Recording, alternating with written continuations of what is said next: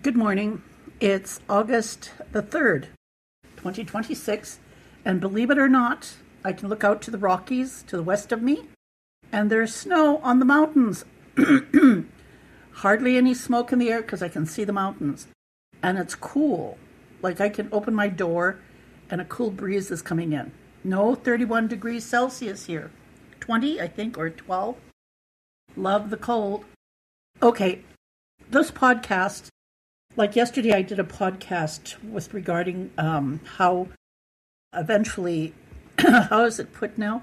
How cults end, and this is like a deconstructed version of it because it's this fellow is talking about, you know, his own studies of how, and he gives examples, and I did play the recording yesterday on my podcast. Now, I'm going to play a recording from a lady. Her name is Mina Ray. She's an influencer. I get asked this a lot. How do you build a community rooted in Landback and Indigenous systems of governance? I wanted to give you guys a more thought out response instead of coming off the top of my dome. So this is what I came up with. A real community structure has to be built around people, land, responsibility, and survival. If it is not connected to those things, eventually it turns into bureaucracy, ego, or just another organization chasing visibility instead of actually serving the people. When we talk about land back, we're not just talking about territory. We're talking about restoring the relationship between people and the land, restoring stewardship, restoring self-determination, and restoring the ability for communities to actually govern, feed, protect, educate, and sustain themselves outside of systems that were built through colonization and exploitation. A lot of people try to build organizations backwards. They start with titles, positions, logos, chains of command, and rules before they ever establish what the actual purpose is. Structure without purpose collapses. People don't understand the mission, then the structure becomes hollow. The purpose of a community structure should be to reconnect people back to each other and back to responsibility. Colonization disconnected people from land, culture, history, identity, and collective power. The structure has to reverse that damage, and it has to rebuild political education, collective discipline, community trust, and long-term sustainability. Leadership cannot be built around ego. Leadership is about responsibility, and that's it. It's not about popularity, it's not about charisma, and it's not about control. Somebody wants to be in leadership just to be seen, heard, obeyed, or validated. They should not be leading people. Leadership should mean service, accountability, consistency, and sacrifice. Trust is not something people automatically deserve because they have a title, but it has to be built through action over time. A strong structure also understands that everybody has a role, but no role exists above the people. The moment leadership becomes disconnected from community conditions, structure starts reproducing the same system it claims to fight against. That's why political education matters. That's why I critique the hell out of you leftists. People cannot defend what they do not understand. Communities should understand their history. They should understand colonialism, displacement, economics, and governance. They should understand how systems operate around them. Education gives organizing direction. Without education, people burn out, become reactionary, or end up repeating the same mistakes over and over again. At the same time, political education isn't enough. You can't just talk about liberation. You have to practice it. Community programs, mutual aid, food distribution, education programs, defense programs, cultural programs, all of these things matter because they strengthen the people's ability to survive together. But service without political understanding becomes dependency, and political language without service becomes performance. You need both. Healthy structure is also adaptable. Every community has different conditions. different histories, different struggles, and different needs. What works in one place may not work somewhere else, so people should stop trying to copy organizations word for word and instead build structures rooted in the actual reality of the people that they serve. The goal is not to create perfect organizations, but rather to create sustainable communities. This means building something that can survive beyond one person, beyond one leader, beyond one moment, most definitely beyond social media attention. The work itself must outlive the personalities, because this work is much bigger than any individual. Landback is ultimately about restoring relationship, your relationship to the land, to culture, responsibility, but most of all, to each other. And any structure that people build should move with that understanding at the center of it. For those of you wondering, yes, I am involved in a very well-known organization, and I also advise other organizations. So I don't just do education on social media. But even if I did just do education on social media, I'm planting seeds in thousands of people's heads. Those seeds grow and they spread. Don't hate the method in which I use. Hate the system that produces the methods that I need to use. Y'all have a good day. I get asked this a lot. So, again, her name is Meena Ray, Rae. And she's on TikTok. It's interesting in the sense of even how she talks about the same things that I talk about, because we're both Indigenous, or we're both women. She's a hell of a lot years younger than I am. But let me go into the other podcast that I did talk on how cults end, because when she's talking about Landback and she's talking about responsibility, and the thing is like to be responsible to each other. So I'm going to basically summarize what this fellow said about cults, because there are parallels here, okay? In the larger picture, there's Trump. Little smaller picture, there's Premier of Alberta, Danielle Smith. Then even smaller is Sutina, and the history was, say, within the past 20 years, or even throughout my life, like what I talk about on my podcast. Like Meena says, she says, it's one thing to educate, it's another thing to actually be a part of something. So that's why when I talk about cults, I'm talking about the systemic racism that evolved into a certain way of thinking, a certain way of codependency, a certain way of control. Why is it important? Because on top of Sutina and our own little old community, like Meena said, each community is different. Each method of organization and how we function is totally different and designed specifically to, say Sutina. So even though I talk about certain things, it's only applied to my community.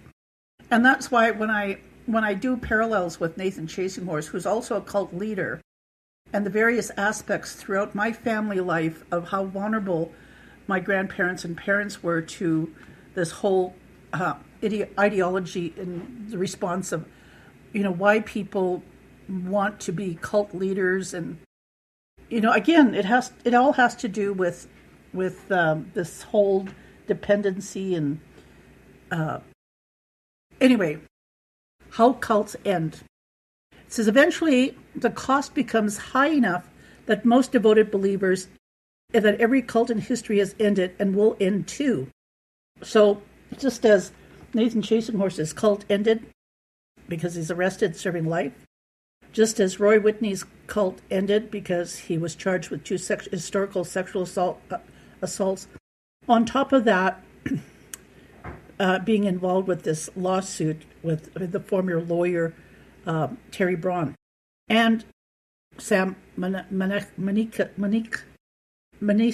Oh, I can't say his name.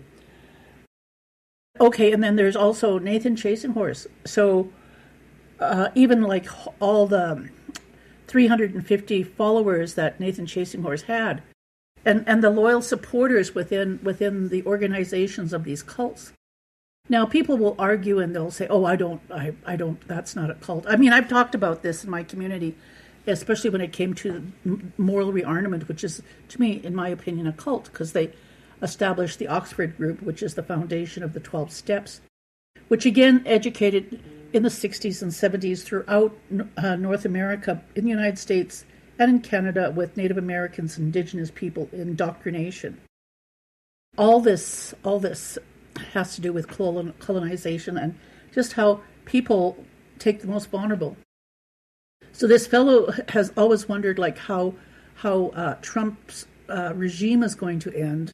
And at the end of his political career, like, the real question is whether or not this movement is going to collapse, and what will be the final breaking point when this all falls in.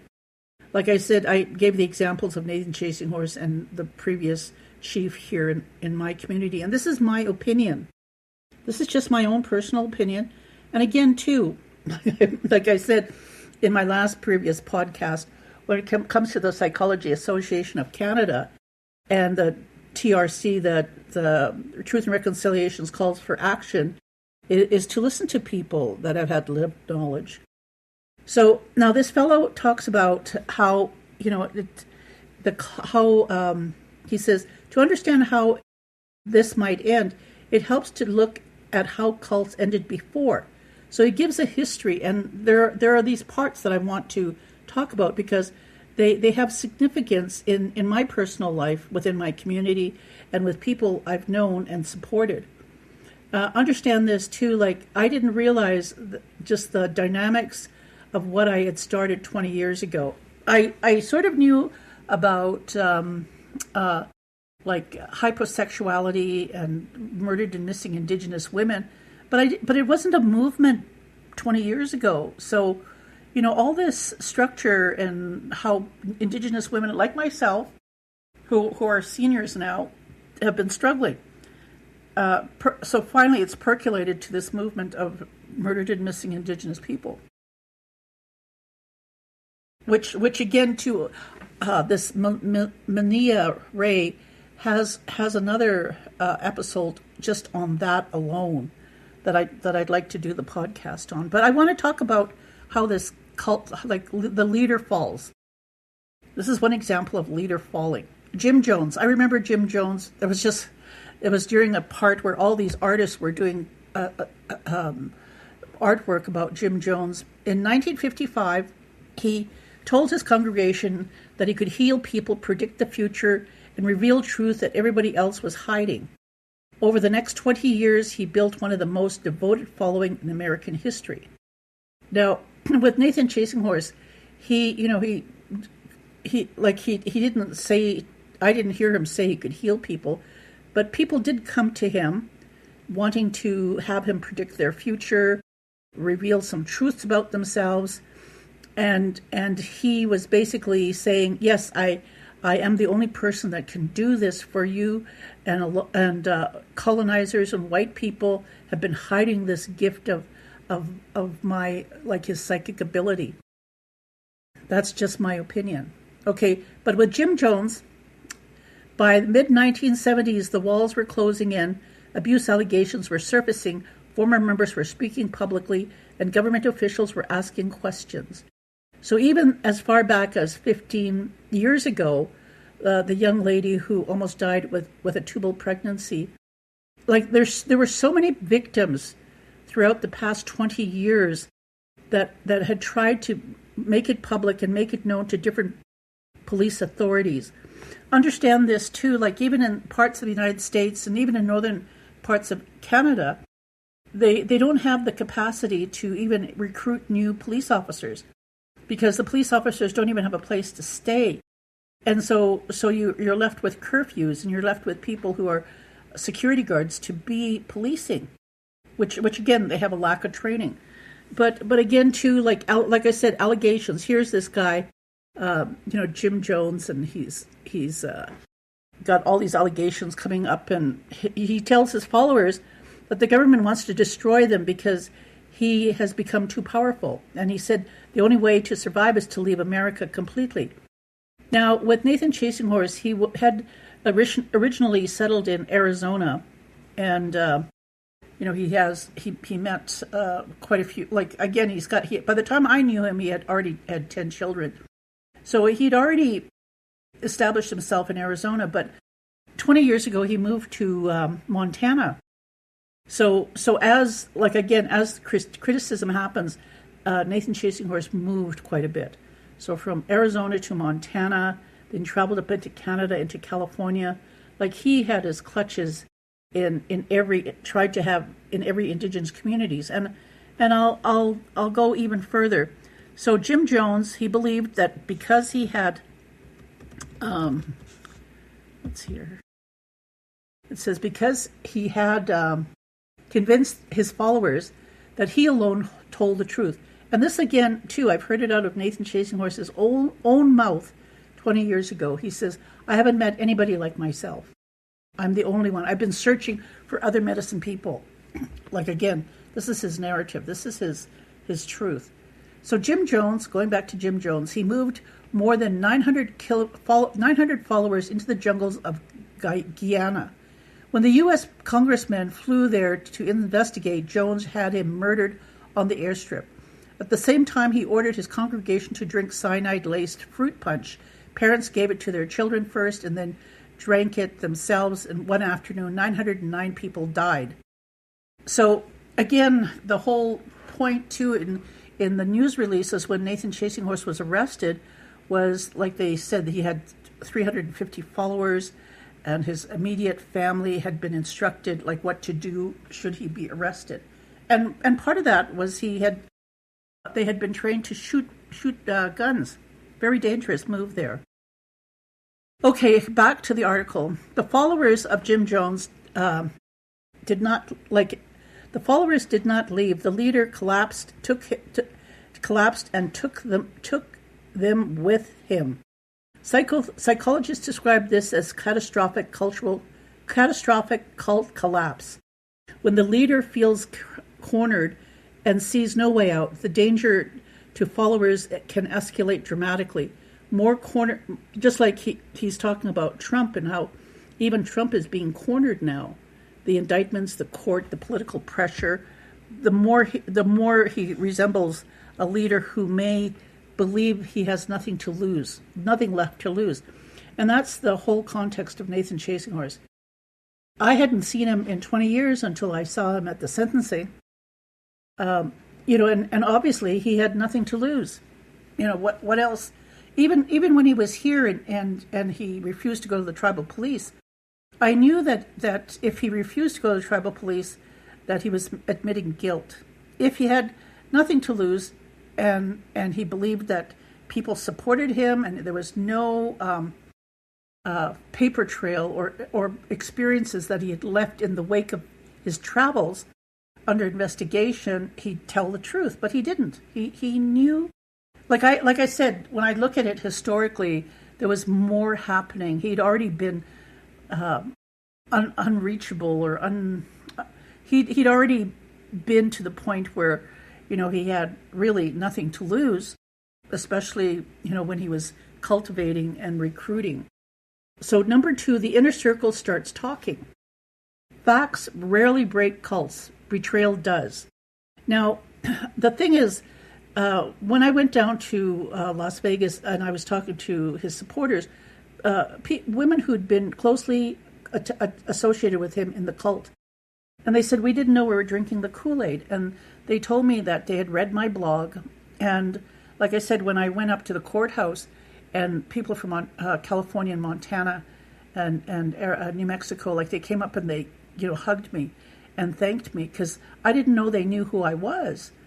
And because of my connection with one of the members there who had known him since she was 14, she obviously had told them that I was there. So she had said to me that throughout this time that I was writing the blog, that he had told his followers not to read my blog. So like that's why I said that facts rarely break cults. Betrayal does. Members can dismiss criticism from journalists, courts, and political opponents as part of the conspiracy, but criticism from inside the group is harder to reject. You cannot easily explain away someone who was in the room. And that's why it was key. My relationship with this one individual, this key individual, was paramount in the criticism that was evolving over the past 20 years. We'll say 15, because she really didn't believe what I was writing until 15 years ago. Okay, the inner circle starts talking. Several people who served, and again, he's using an example of Trump, had warned publicly about him, had been warned publicly about him. His own chief of staff reportedly called him one of the most dangerous people in American history. His defense secretary said he could use military against American citizens given the chance. His chairman of the Joint Chiefs called him a fascist to his core. More than a dozen former senior staffers signed a public letter saying he was unfit. There were not Democrats or outside commentators. They were people he hired, people who were inside the room. So it's the same thing too with our chief and counsel. Our former chief, rejected and defended that he had no connection with Daniel Smith. And yet the paper trail leads to Sam Manuka or whatever, or Malika Holmes. It's Sam Mareshi, sorry. Like all the documentation, the paper trail is there, like the investigation and the lawyers and everything have this. Like it's been published. So again, the reality of it was coming from within the chief and counsel of what they were suspecting. Now, and again, with the former chief. And even then, to understand this, but I regress. It says here, like I said, the inner circle starts talking. Did these warnings break the movement before the election? No. But cult researchers know that the inside criticism is rarely a single event. It is slow erosion. Each person who speaks up makes it slightly safer for the next person to speak up. One outsider can be dismissed. A growing list of insiders becomes harder to ignore. So throughout my life, when it comes to this former chief, Roy Whitney, him and I are around the same age. Throughout my life, I've had him basically, lateral violence. The criticism, any kind of criticism, even if it wasn't directly from me, was targeted to me. The more there was, and the thing is, the more I talked about Nathan Chasing Horse with other people, and questioning, band funds and how they were being spent, the more people within the community started questioning and wondering, what's going on here. And each person, was getting easier and easier for them to talk and speak up. And so this last election, the majority of those people within the community who had a following were elected into council. Now, at the same time, too, even within the cult, Nathan Chasing Horse's cult, everything was slowly eroding because of what happened 15 years ago, and all these other incidences. I shouldn't say incidences. All these alleged accusations of sexual assault that the police and different communities failed to act. But it became so bubbling and percolating within Indigenous communities in Canada and Native American communities in the United States that there were more people being reactive. There were more people, saying something has to be done. So the narrative was there, and I didn't realize that there were even people who were writing blogs because, again, I was just writing what I wanted to write. I didn't really do the research to see who else was also trying to have an alert about this man. And again, too, even within my community, I'm not an elected official, but it was nice to know that there were a lot of people who were talking talking about like how things were going financially, and their concerns, and like that there's a network within my community where people were talking. So the other way a cult ends here is the promises never come true. Okay, so the leader, the cult leader, every cult leader makes promises they cannot keep. Here's an example. In 1954, Dorothy Martin told her followers that a UFO would arrive December 21st to rescue them before the world flooded. Some sold their homes, others quit their jobs. They gave up everything to prepare. December 25th first came and nothing happened. No floods, no UFO, no, just silence. Psychologist Leon Festinger, who was observing the group, expected members to walk away. Instead, the most committed followers became even more devoted. They called newspapers, preached harder, and recruited strangers. Figerson called this cognitive dissonance. Okay, so with this phenomena of like the promises never come true, it's like I said, the group, the members, they're expected to walk away, but instead they were recruiting at different powwow locations. Like, he'd bring his entourage of young girls that he'd been trafficking, and the facade was they were his wives, and young men would be curious, like, how did this cult leader have so much power over women without knowing, like, and again too, and I use an example. My brother, when he served time in prison, he said these young Indigenous men have no respect for older Indigenous people, and so for whatever reason, lateral violence or projecting hate amongst young men to older men, Indigenous, that they didn't want to listen. Well, rather that they would focus on somebody like Nathan Chasinghorse and think of him as like somebody who could, make their dreams come true and even have a harem themselves. So at the same time, like the followers became more devoted. They were more, out there, trying to recruit strangers, and even to the point too. Understand this: one of his followers that I had met and had billeted to my place, married, had a 16-year-old son, he divorced, and his partner said, I thought that if I divorced him, he would leave Nathan Chasinghorse's cult, like she did, because we have a child together. Instead, what did this guy do? He took out a mortgage, bought a home for Nathan Chasinghorse's parents. That's just, and again, this is just one devoted follower, but there are many devoted followers. Like even within my community, I've had a devoted follower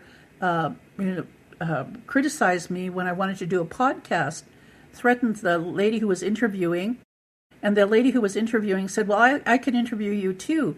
And the devout follower says, no. Now, again, I want to reiterate how devout this follower was, who's a female. Allegedly, she was sexually assaulted by Nathan's followers. And within the cult, other cult members, like I said, there are 350 cult members. The word got around within the circle that this happened to her, but she wasn't going to press charges. So even after he was arrested, she disclosed this to our local tribal police. And at the same time, there she was, discrediting me, slandering my name with the lady who was going to interview me. And the lady interviewed me twice. And I said to tribal police, I said, you're claiming that she's no longer a follower of Nathan Chasinghorse, but look at this documentation here. Look at what because the lady had documented everything and sent it to tribal police. Again, I have to protect myself because I don't know who's out there and if people hate me. And again, too, the same with this lady when it comes to interviews. There's a lot of people who are racist and don't like some of the content.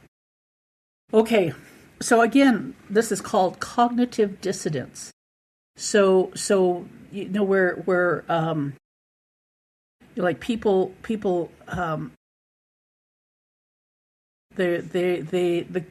think the key lesson this fellow says is members who had sacrificed the least were able to leave when the prophecy failed.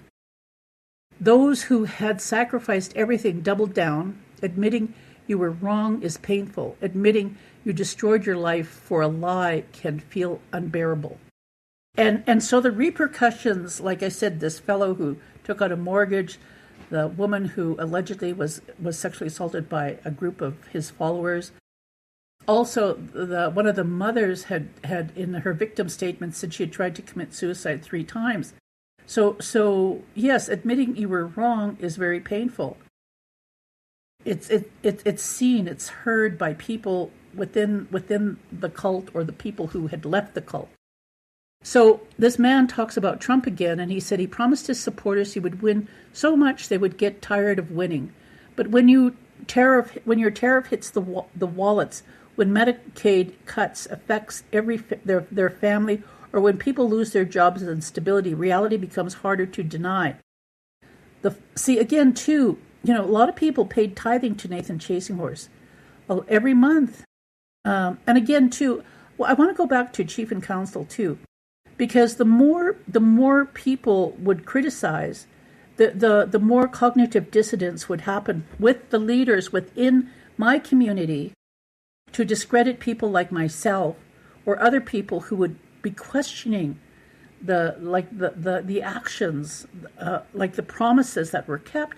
Because understand this, when the chief is making promises and you create a company and he falls through on those promises that you're going to get contracts, then, and again, if you committed a lot of money into this, it's very painful to realize, this man has let you down. And in this lawsuit, like it said, there's evidence to show that his immediate family would have everything to gain, which again, too, would be really hard for the followers of this man who had depended on him to give them, contracts for their small businesses. Now, the reality, like I said, it becomes harder to deny. So this man says, the followers who sacrifice the least may leave first.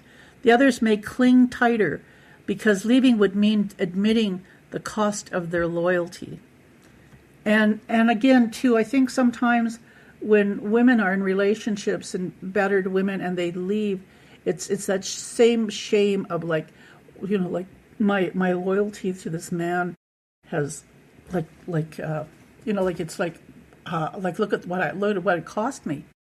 And I mean, even though it's the same thing. Like when I said I meet senior women who've devoted their whole lives to be independent or individuals within their home and their partners, and then when their partner dies or they end up in a nursing home and they're with these men who have this attitude, and like this woman says, well, I think it has to do with the Second World War.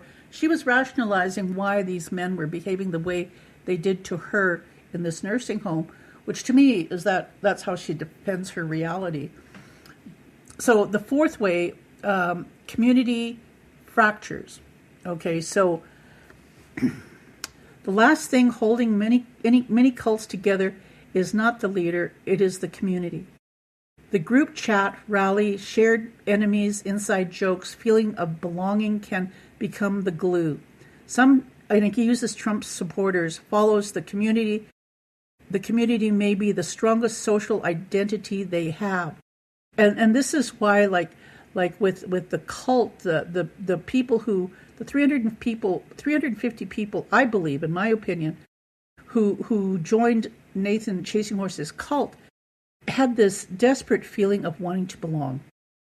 Now, in the Circle of Courage by Dr. Brokenleg, he talks about Indigenous ways of knowing that when you're a child and you're growing up, and again, this has to be the holistic and collective.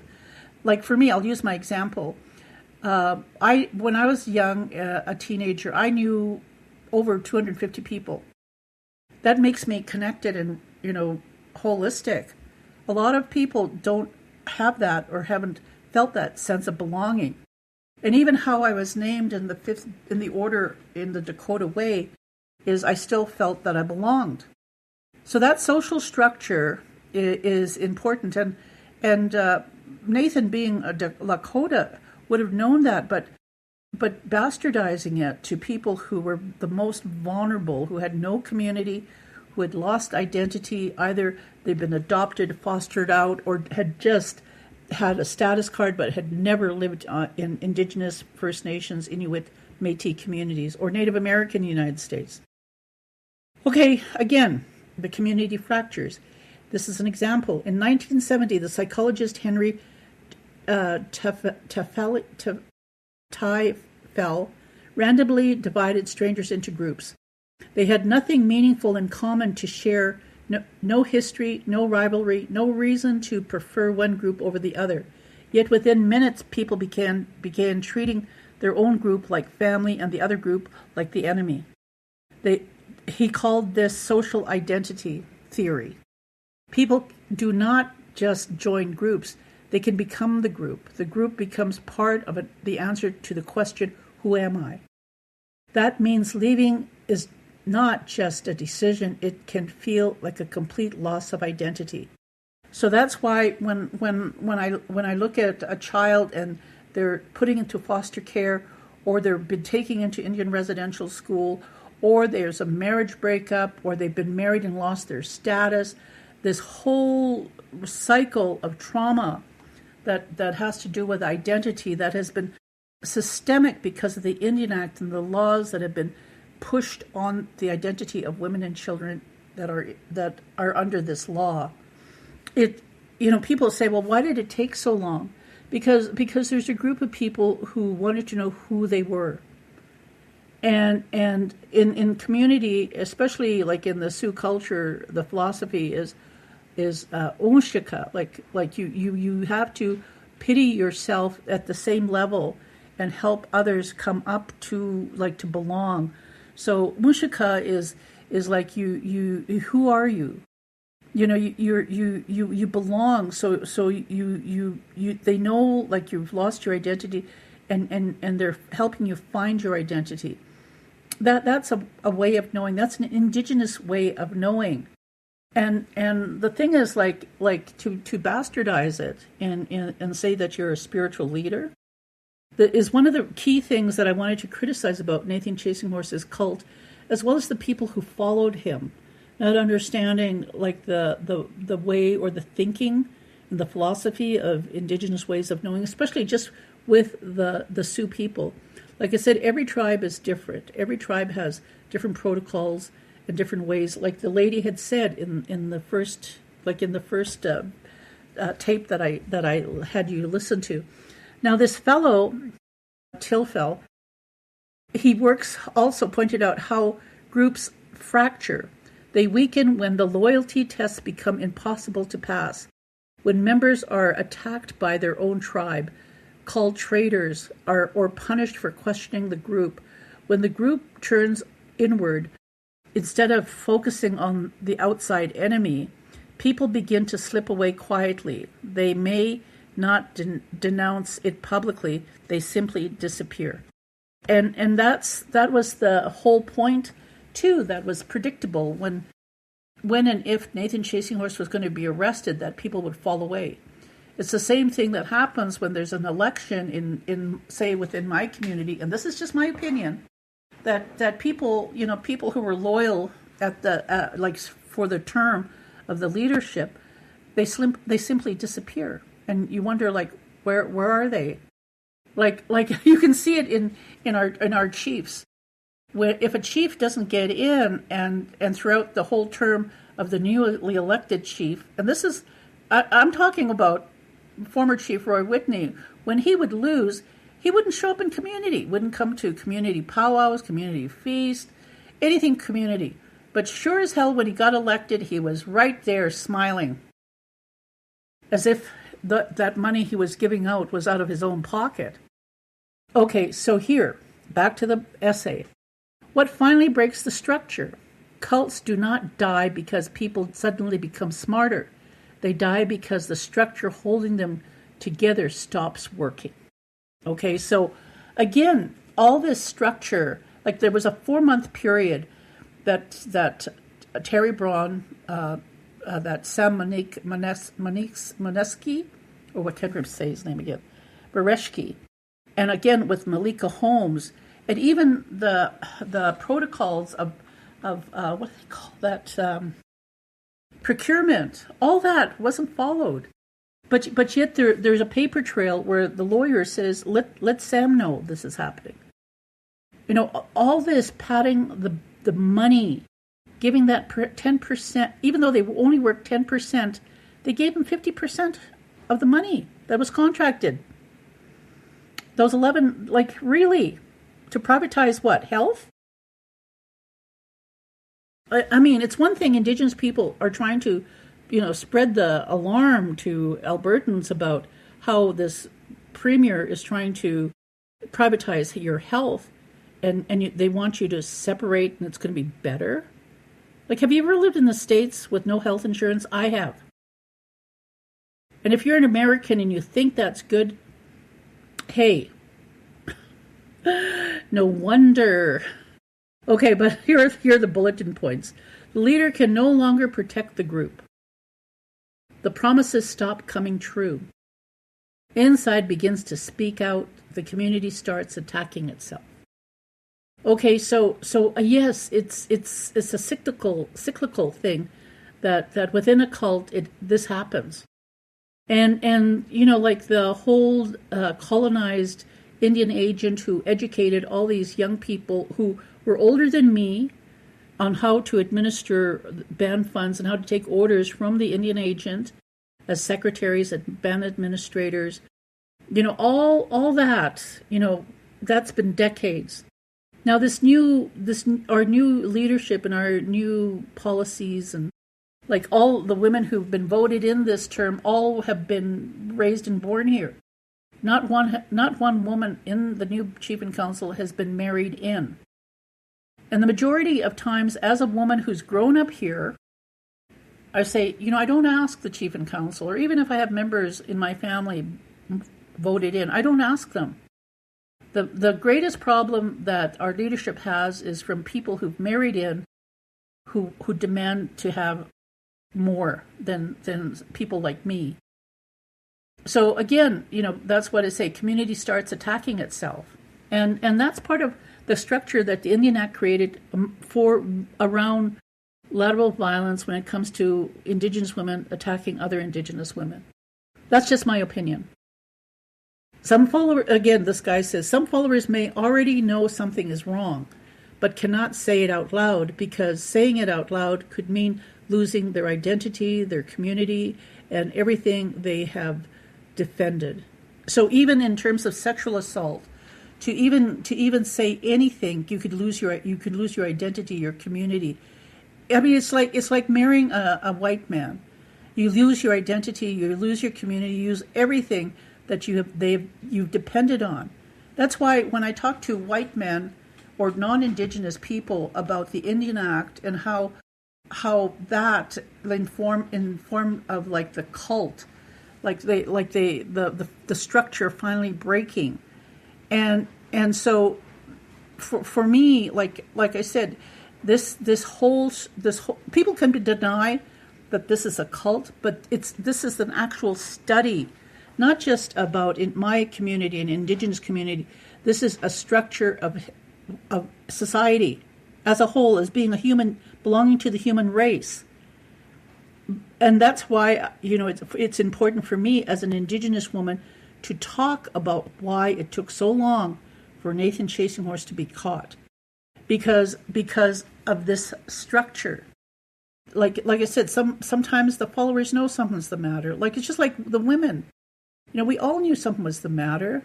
Some women chose not to ever get married and lose their status. There was all these strategies with Indigenous women that I grew up with who chose to have children. And I want you to understand this. When I talk to Indigenous women about the situation they find themselves in, it has to be stressed. They chose to have children. It's different, and I explain this to women. Men are built different than us. When a child is born, they don't lose their identity to that child for 5 years. So all of this losing identity, especially, it makes the woman more vulnerable.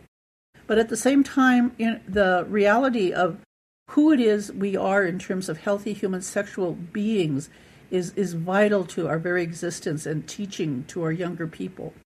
So this fellow in the essay says, history teaches that the longer a leader holds on, the more desperate he becomes, the more he asks his followers more loyalty, more sacrifice, and more willingness to look the other way.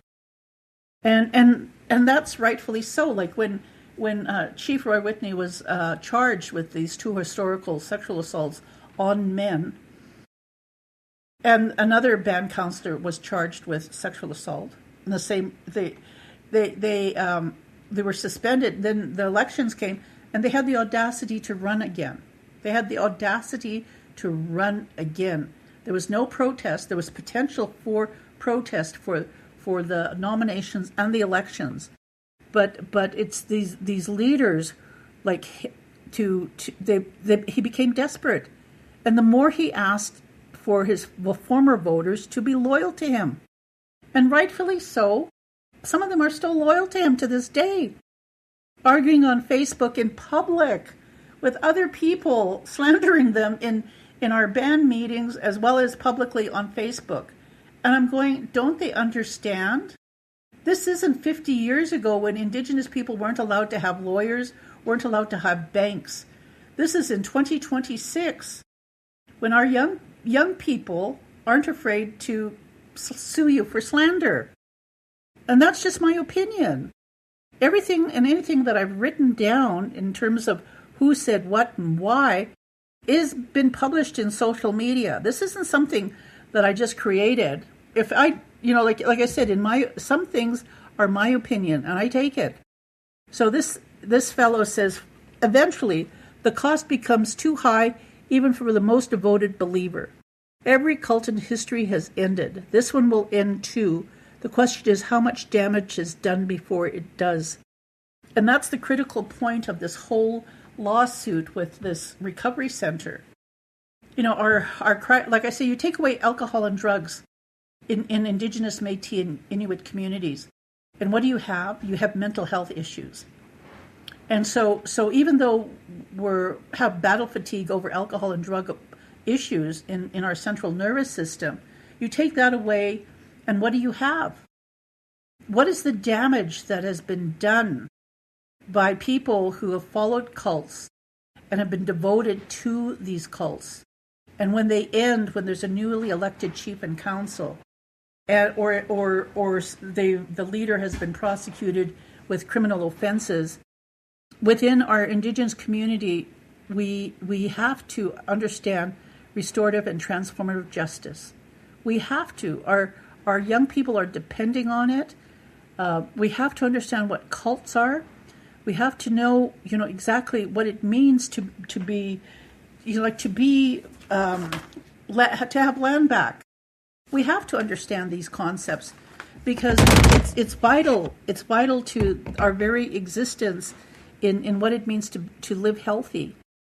So that's why I thought it would be important, to talk about this whole cult and what it means for these followers. It's, I use the parallel, like I said, between Nathan Chasinghorse and Chief Roy Whitney, and the fact that the forensic psychologist said that to me. He said, again, there were tribal police women who were witnessing. The whole reality of that if he hadn't been in a leadership, that Nathan Chasinghorse wouldn't have thrived here. And so that was my discussion with most of the membership throughout these years within my community, young people who started questioning, who started asking people, and especially when Chief Roy Whitney fired the head accountant, and the documentation and the paperwork that she had, that she shared with various band members. And again, it was her. She was so threatened. She had to actually leave the city of Calgary, and she moved into a different province for her own safety. So that's why, when I talk about Nathan Chasinghorse's followers, and even my discussion when he first was arrested, and I asked this lady to put me on her podcast, And that's how the Fifth Estate found me. But I wanted people I wanted to put my opinion out there that there has been the percolating and the ripple effect of Nathan Chasing Horse's influence when it comes to identity and how being like wanting to belong, to have your identity validated by someone. That's why it's so risky for non-Indigenous people, or like when I say non-Indigenous people, I mean people who claim that their great-great-grandparent was an Indigenous. They have like that whole need to belong makes them very vulnerable to cults.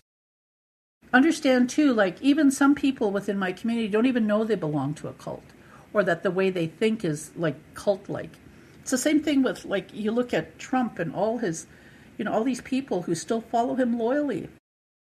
They don't know. And sometimes, like I said, some of them just disappear in the woodwork. Some of them slowly fade away. But the ones who have devoted the most get hurt the most. And the reality of it is that when I worked with high-risk teenage girls who'd been victims of sexual assault, who I had to be they had to be watched 24/7 because they tried to kill themselves repeatedly, and they were either admitted into the hospital by the courts or voluntarily admitted by their parents. That the potential for them to become perpetrators was so great. Now, in my opinion, and how I talk about things puts me at a very vulnerable state, because I've had so many people accuse me of being a pedophile because I'm talking about the truth. I'm talking as an Indigenous woman that the potential for like look at the statistics of Indigenous women in prisons. That's not, or even the amount of Indigenous children who have been trafficked.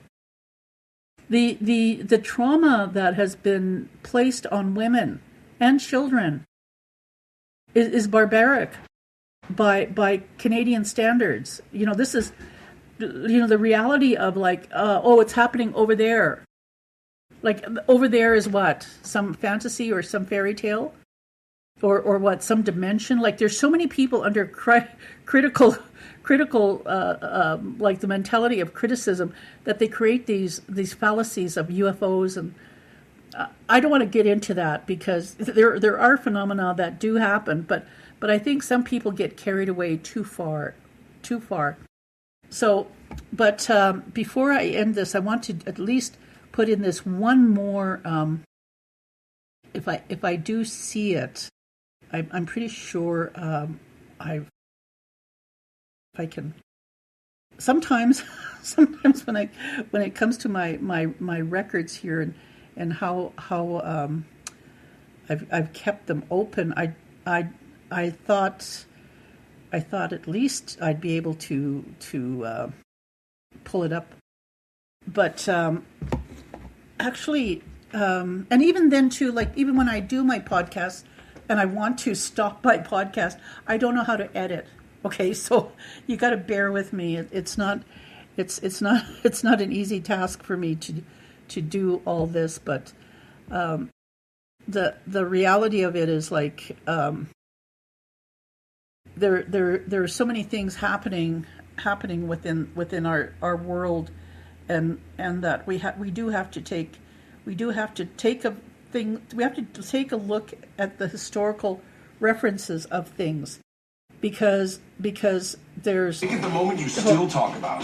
Hold on, sorry, I got to turn that off. Like I said, I don't know how to stop it and edit my podcasts. So you have to bear with me. It's not something that I know I have to take time to understand how to do it. But c'est la vie. If you have any questions or anything to that, let me know. Well, again, I do say that I'm open to people to comment, but I do know from previous histories that a lot of times people don't they don't come out and talk. They just they just listen, and again they don't say anything.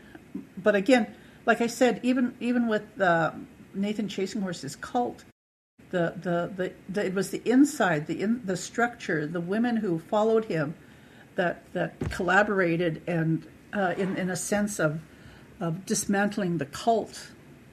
But it took the legal system to help. It took the legal system for it to all come to fruition. And the fact that people knew they could talk and put it out in social media was important, and that Nathan Chasing Horse was quite vulnerable when it comes to social media. So I don't know if I can find this particular article that I wanted to share with you, and it's too bad.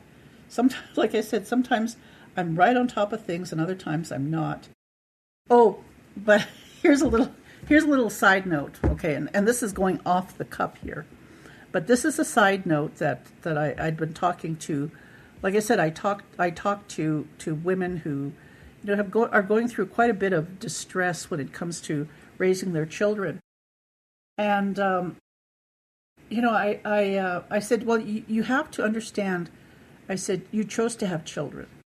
I said, and men don't understand. As a woman, when you have a child, you lose your identity for 5 years. 5 years of that child's life, you've lost your identity.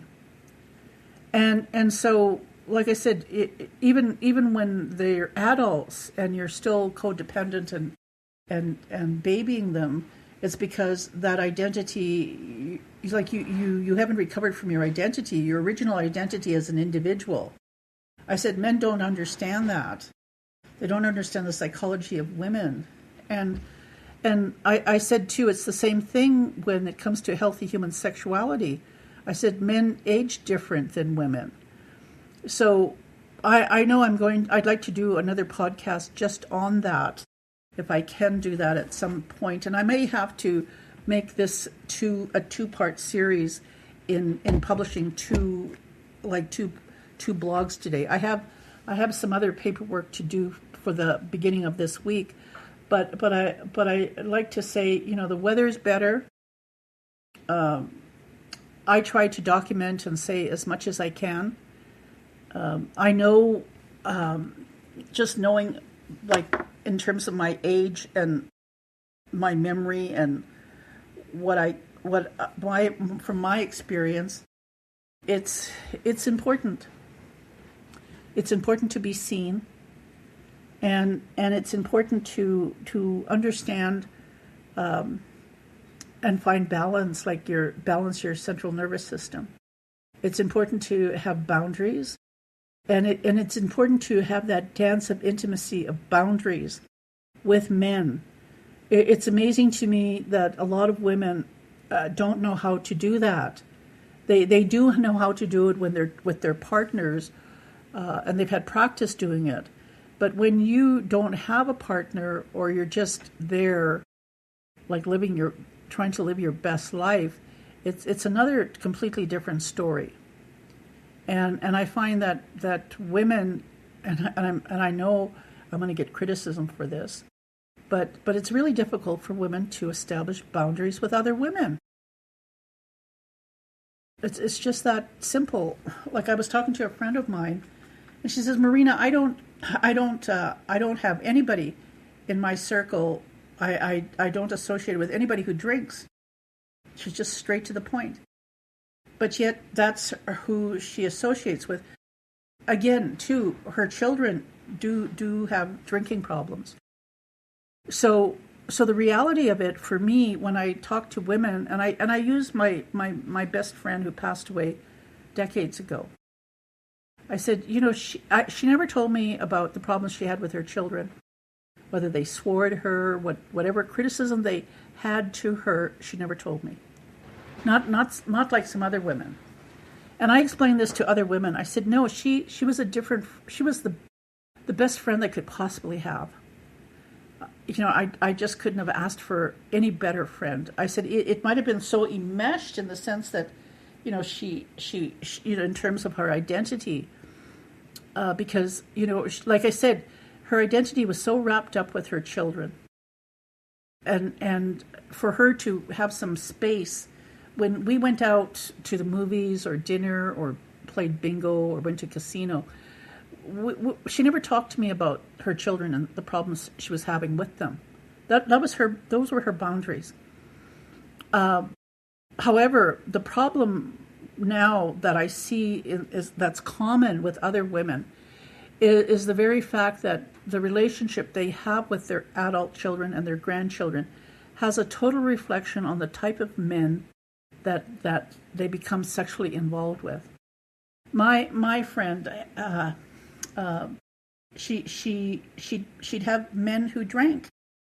She'd drive them around, buy them alcohol, that was part of the arrangement. No sense of being married or anything, because her life evolved around her children, looking after them and her grandchildren. But her sexual life was based on men who had drinking problems, because that's what she could identify with. The ability to have the skills to be with men who didn't drink didn't exist in her life. And because of that, she didn't look after herself. And she ended up passing away a lot sooner than she should have. And so a lot of times when women call me and they talk about what's happening, like they're battle fatigued, and I try to give them some balance in some balance in what they need to do to look after themselves. And just the reality of the choices they made to have children and what that impact has on them for the rest of their lives, which gives them some peace of mind. And so like the one young lady says, "What do you have? When's your podcast? When are you going to talk about healthy human sexuality?" And I said, I will. I said, it's just like right now in what I'm talking about in terms of separation and all this stuff politically that's happening in Alberta, and just the reality of how people do not know the history. Everything, that saying, you need to know the people who came before you. But in knowing the people who came before you, it's whose narrative are you listening to? Are you listening to a colonial mindset? Or are you listening to the actual narrative of the people who love you and who raised you and nurtured you? Whether or not it was a dysfunctional home or whatever you want to call it, the narrative is up to you to decipher and to figure out and to embrace and to release it out into the open in terms of a narrative. So that being said, I'm grateful again to all my listeners, the ones in Japan and the ones in France. And if you're in the United States of America, eventually, like I said, every person in this earth has some sort of association with a cult. And I say that very openly because we're human beings. Ritual abuse has been around since the beginning of time. And you can see it in the form of sexuality and what healthy human sexuality is. And the sad reality of it is when people do not heal, and I use an example in my own opinion from speaking with other older women, that older men who have not haven't had the courage to heal have really hard lives when they become elderly. And it's obvious, like, because you can't hide it when you're older. It's just there. And I think that's why for me, when I talk about healthy human sexuality, and you can hear it in my voice and what I say and what I do, it's important. It's important, I think, for senior women to talk about it, because I think a lot, when I've talked to younger women, they're in denial that they're going to ever get old. And I'm going, no, you can't be thinking like that. I said, you can't be thinking like this isn't, oh, when this happens, like they're in denial that they still have to deal with their emotions and their feelings, their sexual feelings and sexual arousal. So anyway, yeah, that's a good topic to talk about, and I will do that later. So anyway, I'm just really grateful that I found different articles and that I'm inspired by different people in how they see the world around them. Not just Indigenous, but all people, and we share the same frustration when it comes to people who hurt people, and it's those cult leaders that hurt people most, and it's their devout followers who have devoted so much that get hurt beyond repair. And that's the way life is. Ritual abuse. Some of it is very extreme. Like most of you have heard conspiracy theories around Epstein files. That's ritual abuse. Everything and anything that you can understand, if you have not lived it and have not healed from it, is just a theory and a conspiracy. Have a good day. Like I said, it's August 3rd. Wopida midakia pia wasana. Creator, grandmothers, grandfathers. I will be done.